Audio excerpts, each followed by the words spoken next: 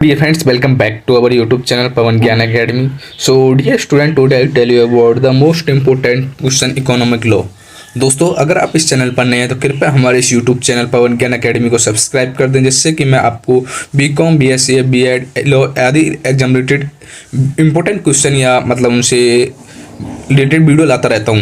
दोस्तों, बिना वेस्ट किए किसी टाइम के आज की इस वीडियो को हम स्टार्ट करते हैं। आज मैं इसमें आपको मतलब जो इकोनॉमिक लॉ है पार्ट 2 कराने जा रहा हूं। इंपॉर्टेंट क्वेश्चन में आज इस वीडियो में 50 से 100 क्वेश्चन करेंगे, मोस्ट इंपोर्टेंट जो आपके एग्जाम में पूछे जा सकते हैं। दोस्तों, आप क्या करते हो कि वीडियो को बीच में ही छोड़ देते हो और जो आने वाले जो मोस्ट इंपोर्टेंट क्वेश्चन है उनको छोड़ देते हो। दोस्तों, कृपया वीडियो को पूरा देखें एंड मैं आपको बता दूं कि आप कितना भी पढ़ लो, लेकिन जब तक आप इंपॉर्टेंट क्वेश्चन नहीं करके जाओगे तो आप अपने एग्जाम में अच्छा खासा स्कोर नहीं गेन कर सकते। क्योंकि अगर आप बेफालतू को कितना ही पढ़ लो, अगर वो एग्जाम में ही नहीं आएगा तो उस पढ़ने का क्या फायदा। दोस्तों, आज की इस वीडियो को हम स्टार्ट करते हैं। So first of all we are talking about the question number 15। So question number 50 में पूछा कि मनी लॉन्ड्रिंग अधिनियम में कितने दिन तक संपत्ति का संग्रहण किया जा सकता है। आपके पास ऑप्शन ये रहे, option A 180, option B 90, option C 240, option D 365। तो इसमें क्या पूछा कि मनी लॉन्ड्रिंग अधिनियम कितने दिन तक संपत्ति का संग्रहण किया जा सकता है, वो आपका 180 दिन तक किया जा सकता है। इसलिए जो इसका राइट आंसर हो जाएगा ऑप्शन नंबर आपका जो है ए इज द करेक्ट आंसर हो जाएगा। अब बात करते हैं क्वेश्चन नंबर 51 के बारे में। So dear student, question number 51 में पूछा है कि व्यक्ति के अंतर्गत सम्मिलित है एक हिंदू अविभाजित परिवार, एक व्यक्ति, ऑप्शन सी एक कंपनी एवं एक फर्म, ऑप्शन डी या ये सभी। What is the right answer. So dear student, जो एक व्यक्ति के अंतर्गत सम्मिलित है आपके सारे ही ऑप्शन सही है, इसलिए जो इसका राइट आंसर हो जाएगा ये सभी, मतलब all of this is the correct option. So option number D is the correct option. So now we are talking about the question number 52। So dear student, question number 52 में पूछा कि FEMA Bharat में कब लागू हुआ। ऑप्शन ए 1 मई 1999, option B 1 जून 2000, option C 1 अगस्त 2000 या option D none of these, इनमें से कोई नहीं। What is the right answer. So dear student, जो इसमें क्या पूछा है कि फेमा मतलब भारत में मतलब कब लागू हुआ। तो डियर स्टूडेंट, जो फेमा आपका भारत में लागू हुआ था वो 1 जून 2000 में आपका एस्टेब्लिश हुआ था, इसलिए option number B is the correct answer हो जाएगा। अब बात करते हैं क्वेश्चन नंबर 53 के बारे में। सो क्वेश्चन नंबर 53 में पूछा है कि डियर स्टूडेंट कि फेमा लागू होता है संपूर्ण भारत में, जम्मू व कश्मीर राज्य को छोड़कर पूरे भारत में, ऑप्शन पंजाब को छोड़कर पूरे भारत में, ऑप्शन डी इनमें से कोई नहीं। तो डियर स्टूडेंट, जो फेमा जो आपका जो लागू होता है वो संपूर्ण भारत में लागू होता है, इसलिए option number A is the correct answer हो जाएगा। अब तो जम्मू व कश्मीर को भी आपका मतलब इंडिया का पार्ट है, इसमें भी आपको लागू हो गया है। अब बात करते हैं क्वेश्चन नंबर 54-55 के बारे में। So first of all we are talking about the question number आपका 54 के बारे में बात करेंगे। सो क्वेश्चन नंबर 54 में पूछा है कि भारत में विदेशी प्रतिभूतियां या विदेशी विनिमय में लेन देन कर सकता है। ऑप्शन ए अधिकृत व्यक्ति, ऑप्शन बी कोई भी व्यक्ति, ऑप्शन सी अनिवासी व्यक्ति, ऑप्शन डी ये सभी। मतलब इसमें क्या पूछा है कि भारत में विदेशी प्रतिभूतियों या विदेशी विनिमय में लेन देन कर सकता है, वो केवल अधिकृत व्यक्ति ही कर सकता है, इसलिए आपका option number A is the correct answer हो जाएगा। कौन सा? Option number A is the correct answer. अब बात करते हैं क्वेश्चन नंबर 55 के बारे में। सो डियर क्वेश्चन नंबर 55 में पूछा है कि फेमा की मतलब किस धारा न्यायिक प्राधिकरण की नियुक्ति से संबंधित है। Option A 15, option B 16, option C 17, option D 18। तो डियर जो फेमा की मतलब जो आपकी 16 धारा है ना, उसमें न्यायिक प्राधिकरण की नियुक्ति की संबंधित है। कौन सी धारा में? धारा 16 में, इसलिए option number B is the correct answer हो जाएगा। अब बात करते हैं क्वेश्चन नंबर 56 के बारे में। So dear student, question number 56 में पूछा कि अपीलेट अधिकरण को भी सभी शक्तियां प्राप्त होती हैं जो एक दीवानी न्यायालय को प्राप्त होती हैं। यह कथन क्या है? असत्य है, सत्य है, आंशिक सत्य है, इनमें से कोई नहीं। तो डियर स्टूडेंट, जो एक दीवानी न्यायालय से प्राप्त होता है वो अपीलेट अधिकरण को भी सभी शक्तियां प्राप्त होती हैं, ये एकदम सही बात है, इसलिए जो उसका राइट आंसर हो जाएगा correct. Option number B is the correct answer, सत्य है। एंड अब बात करते हैं क्वेश्चन नंबर 57, 58, 59 के बारे में। So first of all we are talking about the question number 57। So dear student, जो क्वेश्चन नंबर 57 में पूछा कि फेमा के अंतर्गत विदेशी विनिमय के लिए अधिकार कौन देता है। Option A reserve bank, option B केंद्र सरकार, ऑप्शन सी राज्य सरकार, ऑप्शन डी सेबी। तो डियर स्टूडेंट, जो फेमा के अंतर्गत विदेशी विनिमय के लिए अधिकार देता है वो आपका रिजर्व बैंक देता है, इसलिए option number A is the correct answer हो जाएगा। एंड अब बात करते हैं क्वेश्चन नंबर 58 के बारे में। So dear student, question number 58 में पूछा कि कौन सी धारा विदेशी विनिमय प्रबंध अधिनियम का उल्लंघन करने पर दंड के रूप में जुर्माने का प्रावधान करती है? Option A 12, option B 11, option C धारा 13, ऑप्शन डी 10। तो कौन सी आपकी मतलब करती है धारा? वो ऑप्शन 13 करती है, इसलिए option number C is the correct answer हो जाएगा। अब बात करते हैं क्वेश्चन नंबर 59 के बारे में। So dear student, question number 59 के बारे में एंड 16 के बारे में बात करेंगे। तो first of all we are talking about the question number 59। So dear student, question number 59 पूछा है कि धारा के अंतर्गत अपीलेट अधिकरण के विदेश के विरुद्ध अपील की जा सकती है। 25, धारा 30, धारा 35, धारा 36 किसके अंतर्गत? अपीलेंट अधिकरण के आदेश के विरुद्ध। तो ये आपकी धारा 35 के अंतर्गत अपील की जा सकती है, इसलिए option number C is the correct answer हो जाएगा। एंड अब बात करते हैं क्वेश्चन नंबर 60 के बारे में। सो क्वेश्चन नंबर 16 में पूछा है कि अपीलेट अधिकरण के अध्यक्ष का कार्यकाल होता है। ऑप्शन ए 65 वर्ष की आयु तक, ऑप्शन बी 5 वर्ष की आयु तक, ऑप्शन सी दोनों ए और बी जो पहले हो, ऑप्शन डी इनमें से कोई नहीं। तो डियर स्टूडेंट, जो आपकी जो ऑप्शन ए ऑप्शन बी है ये दोनों सही है, इसलिए option number C is the correct answer हो जाएगा। अब बात करते हैं क्वेश्चन नंबर 61 के बारे में।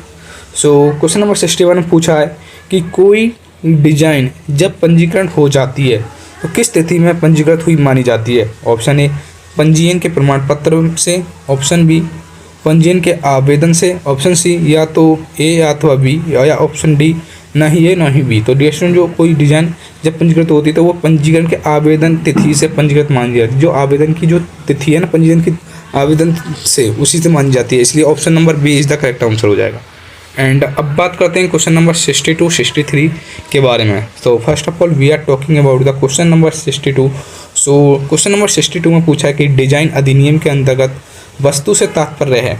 ऑप्शन ए कृषि उपज, ऑप्शन बी निर्माण की हुई वस्तु या पदार्थ जो कृत्रिम या आंशिक रूप से कृत्रिम हो, या ऑप्शन सी परमाणु शक्ति द्वारा उत्पादित वस्तु, या option D none of these, इनमें से कोई नहीं। तो डियर स्टूडेंट, जो आपका डिजाइन अधिनियम के अंतर्गत वस्तु से तात्पर्य है वो निर्माण की गई हुई वस्तु या पदार्थ जो कृत्रिम या आंशिक रूप से कृत्रिम हो, वो सही है, इसलिए option number B is the correct answer हो जाएगा इस क्वेश्चन का। एंड अब बात करते हैं क्वेश्चन नंबर 63 के बारे में। So dear student, question number 63 में पूछा है कि मूल से तात्पर्य है। ऑप्शन ए डिजाइन की पैकिंग, ऑप्शन बी डिजाइन का विज्ञापन करना, ऑप्शन सी इस तरह के डिजाइन के मूल निर्माणकर्ता, या ऑप्शन डी डिजाइन का नवीनीकरण। तो मूल से तात्पर्य है कि इस तरह के डिजाइन के मूल निर्माणकर्ता, इसलिए option number C is the correct answer हो जाएगा। एंड अब बात करते हैं क्वेश्चन नंबर 64 के बारे में। तो डियर क्वेश्चन नंबर 64 में पूछा है कि भारत का प्रथम भौगोलिक मार्ग 64 में पूछा है डियर स्टूडेंट कि भारत का प्राथमिक भौगोलिक मार्ग उत्पाद है। ऑप्शन ए नागपुरी संतरा, ऑप्शन बी कोल्हापुरी चप्पल, ऑप्शन सी अल्फांसो आम, ऑप्शन डी दार्जिलिंग चाय। तो भारत का जो प्रथम भौगोलिक मार्ग उत्पाद है वो आपकी दार्जिलिंग चाय, इसलिए ऑप्शन नंबर आपका D is the correct answer हो जाएगा। एंड अब बात करते हैं क्वेश्चन नंबर 65 के बारे में। सो क्वेश्चन नंबर 65 में पूछा है कि डिजाइन का पंजीकरण किसके द्वारा किया जाता है। ऑप्शन ए न्यायालय के द्वारा, ऑप्शन बी नियंत्रक के द्वारा, ऑप्शन सी सरकार के द्वारा, ऑप्शन डी इन सभी के द्वारा। तो डियर स्टूडेंट, जो डिजाइन का पंजीकरण किया जाता है वो नियंत्रक के द्वारा किया जाता है, इसलिए option number B is the correct answer हो जाएगा। कौन सा? Option number B is the correct answer. दोस्तों के लिए वीडियो को पूरा देखें, अगर आप वीडियो को बीच में स्किप कर देंगे तो आपका पढ़ने का कोई फ़ायदा ही नहीं है। एंड अब बात करते हैं क्वेश्चन नंबर 66 के बारे में। So dear student, question number 66 में पूछा है कि कॉपीराइट रजिस्ट्रार के आदेश से पीड़ित व्यक्ति उस आदेश के विरुद्ध आदेश की तिथि में कौन सी माह की अवधि में अपील कर सकता है। Option A 2, option B 3, option C 4, option D 6। तो वो कर सकता है ऑप्शन बी 3 के थ्रू। एंड अब बात करते हैं क्वेश्चन नंबर 67 के बारे में। तो डियर क्वेश्चन नंबर 67 पूछा है किसी साहित्यिक कृति के संदर्भ में लेखक का तात्पर्य है। ऑप्शन ए कृति के लेखक से, ऑप्शन बी छायाचित्र से, ऑप्शन सी ए तथा बी दोनों से, ऑप्शन डी न तो ए और न ही बी से। तो साहित्यिक कृति के संदर्भ में लेखक तात्पर्य है कृति के लेखक से, इसलिए option number A is the correct answer हो जाएगा। अब बात करते हैं क्वेश्चन नंबर 68 69 के बारे में। तो first of all we are talking about the question number 69।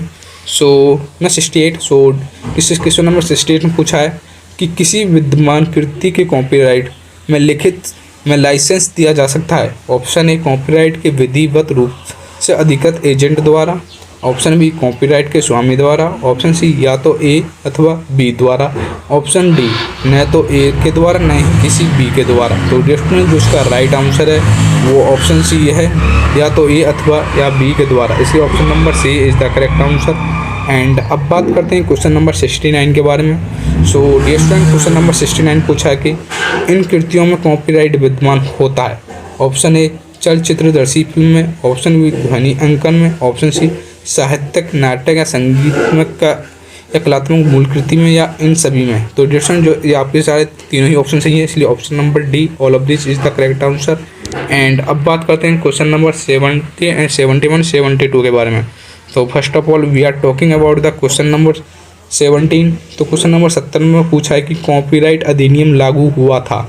Option A 21 जनवरी 2008, ऑप्शन बी 21 जनवरी 1978, ऑप्शन सी जनवरी 21 1968, ऑप्शन डी जनवरी 21 जनवरी 1958। तो डियर स्टूडेंट जो इसका राइट आंसर है वो है 21 जनवरी 1958। Option number D is the correct answer. Now we are talking about the question number 71।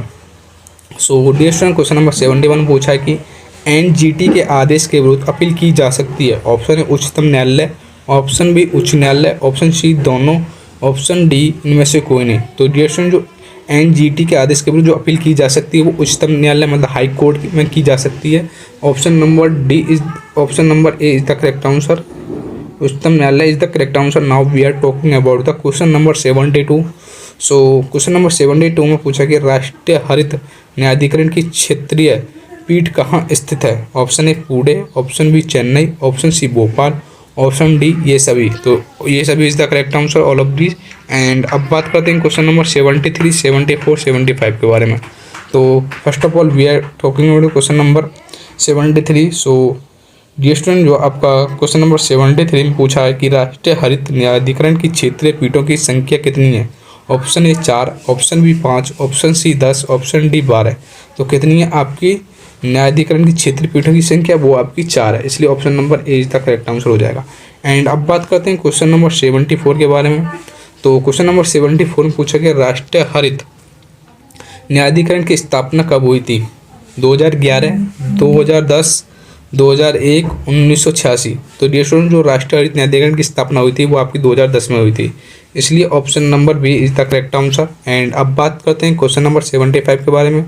So dear student question number 75 में पूछा है कि किस घटना से प्रेरित होकर भारत में पर्यावरणीय कानून का निर्माण हुआ। ऑप्शन ए भोपाल त्रासदी द्वारा, ऑप्शन बी स्वतंत्रता, ऑप्शन सी ब्रिटिश का आगमन, ऑप्शन डी स्टॉकहोम सम्मेलन। तो डियर स्टूडेंट इसका राइट आंसर है भोपाल त्रासदी द्वारा। Option number A is the correct answer.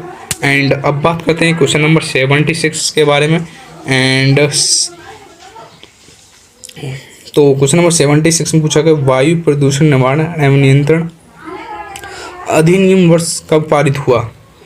1981 में, 1986 में, 1974 में, 1071 में। तो यह हुआ था आपका जो इस्टेब्लिश हुआ था, ये आपका हुआ था 1981 में। एंड अब बात करते हैं क्वेश्चन नंबर 87 एंड 88 के बारे में। तो first of all we are talking about the question number 87। So dear student question number 87 पूछा है कि एक प्रौढ़ को श्रमिक को सामूहिक कारखाने में एक दिन में कितने घंटे तक कार्य करने नहीं दिया जा सकता। ऑप्शन ए 12 घंटे, ऑप्शन बी 10 घंटे, ऑप्शन सी 9 घंटे, ऑप्शन डी 8 घंटे। तो ये प्रौढ़ श्रमिक को सामूहिक कारखाने में एक दिन में कितने घंटे अधिक कार्य करने दिया जाता है, वो आपका है 9 घंटे। Option number C is the correct answer. And अब बात करते हैं क्वेश्चन नंबर 88 के बारे में। So dear student question number 88 में पूछा है कि अधिष्ठता से तात्पर्य उस व्यक्ति से जिसका कारखाने के मामलों में क्या होता है। अंतिम नियंत्रण, प्रशासकीय नियंत्रण, वित्तीय नियंत्रण, ऑप्शन डी ये सभी। तो ये ऑल ऑफ दिस मतलब आपके तीनों ही ऑप्शन सही है, इसलिए option number D is the correct answer. और दोस्तों अभी तक आप लोगों ने लाइक नहीं किया तो वीडियो को लाइक जरूर करें, जैसे कि आपके और भी ऐसी आने वाली वीडियोज़ की नोटिफिकेशन मिलती रहे। एंड अब बात करते हैं क्वेश्चन नंबर 89 के बारे में।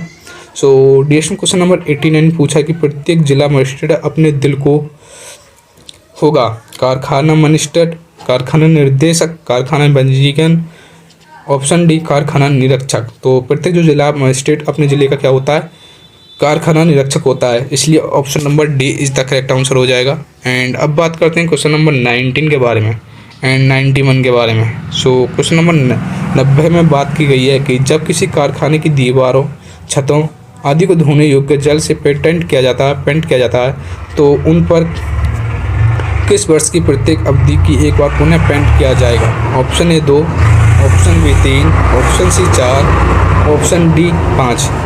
तो डियर स्टूडेंट, ये आपके 3 वर्ष बाद आपका दोबारा पेंट किया जाएगा। ऑप्शन नंबर बी इसका करेक्ट आंसर हो जाएगा। एंड अब बात करते हैं क्वेश्चन नंबर 91 के बारे में। तो क्वेश्चन नंबर 91 पूछा कि सेबी का पूरा नाम है। ऑप्शन ए भारतीय प्रतिभूति एवं विनिमय बैंक अधिनियम, ऑप्शन बी भारतीय रोजगार बैंक व प्रतिभूति अधिनियम, ऑप्शन सी भारतीय प्रतिभूति एवं विनिमय बोर्ड अधिनियम 1992 या ऑप्शन डी इनमें से कोई नहीं। तो सेबी का जो पूरा नाम है भारतीय प्रतिभूति एवं नियंत्रण बोर्ड अधिनियम 1992। Option number C is the correct answer. And अब बात करते हैं क्वेश्चन नंबर 92 के बारे में। So dear student, question number 92 में बात की है सेबी के क्षेत्रीय कार्यालय की संख्या कितनी है? Option A 10, option B 12, option C 6, option D 4। तो डियर स्टूडेंट, जो आपके सेबी के जो कार्यकाल क्षेत्रों की संख्या है वो आपकी 4 है। Option number D is the correct answer हो जाएगा। एंड अब बात करते हैं क्वेश्चन नंबर 93 के बारे में एंड 94 के बारे में। अब बात करते हैं क्वेश्चन नंबर 93 के बारे में। So dear student, question number 93 की बात करें तो क्वेश्चन नंबर 93 में पूछा है कि आपका सेबी का प्रधान कार्यकाल स्थित है कौन से शहर में है? मुंबई, कोलकाता, नई दिल्ली, चेन्नई। तो ये आपका मुंबई में स्थित है। एंड अब बात करते हैं क्वेश्चन नंबर 94 के बारे में। सो 94 में पूछा कि सेबी के प्रबंधन में कितने सदस्य होते हैं? वो होते हैं आपके 9। एंड क्वेश्चन नंबर 95 में पूछा कि सेबी के अध्यक्ष तथा सदस्यों के कार्यकाल से संबंधित धारा है, तो आपकी धारा 5 है। एंड क्वेश्चन नंबर 96 में पूछा कि निम्नलिखित में से सेबी का कौन सा तात्पर्य है? ये सभी आपके सेबी के तात्पर्य है। एंड अब बात करते हैं क्वेश्चन नंबर 97 के बारे में। तो 97 पूछा है कि निम्नलिखित में कौन सी शक्ति सेबी को प्राप्त है? ये सभी आपकी जो शक्ति हैं वो सेबी को प्राप्त हैं। एंड अब बात करते हैं क्वेश्चन नंबर 99 एंड 100 के बारे में। So first of all we are talking about the question number 98। तो निम्नलिखित में कौन सी धारा सेबी अधिनियम से सेबी की तलाशी लेने एवं जबरदस्ती की शक्ति से संबंधित है? ऑप्शन ए 11 है।